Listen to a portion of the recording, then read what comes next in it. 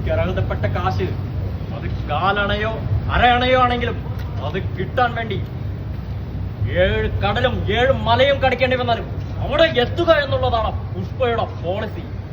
പുഷ്പ అంటే flower అనుకుంటానా? Flower కాదు, wild fire. Pushpa national అన్న కాదు, ഇന്റർനാഷണൽ. അസല് തగ్గല്ല. പുഷ്പ ഒരു പേരാണെന്ന് കരുതിയോ? ഒരു ബ്രാൻഡാണ്. അടിപൊളി അടിപൊളി. അത് ശരി, അടിപൊളി. പടം കണ്ടോ? ആ ഓ ശരി. നിങ്ങളും കണ്ടിട്ടില്ലല്ലോ അല്ലേ? ഞാനും ആദ്യമായിട്ട് 4 മണിയുടെ ഷോയ്ക്ക് വരുന്നത്. തിയേറ്ററിൽ എങ്ങനെയുണ്ട് ഒരു ആരവം? തിയേറ്ററിനകത്ത് ഭയങ്കര ഓളമാണ്.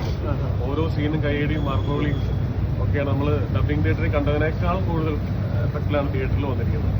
പാട്ടും ഫൈറ്റും എല്ലാം, കൊറിയോഗ്രാഫിയും ഇമോഷൻസും ഒക്കെ നന്നായിട്ടുണ്ട്. ഭയങ്കര രസമായിട്ട് തോന്നി പടം. ക്യാമിയോ റോൾസ് വേറെ ഉണ്ടോ? എന്തോ ക്യാമിയോ റോളുകൾ? ആ സ്പോയിലേഴ്സ് ഒന്നും ഞാൻ പറയുന്നില്ല, നിങ്ങൾ പടം കാണും.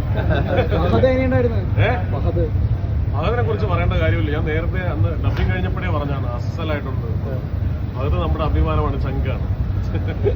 ഞങ്ങൾക്ക് വേണ്ടിട്ട് എന്തെങ്കിലും ഡയലോഗ്? പുഷ്പ എന്നാൽ വൈൽഡ് ഫയർ ആവട്ടെ, ഇന്റർനാഷണൽ ആവട്ടെ അല്ലേ? Thank you so much. ഞാൻ പയ്യെ.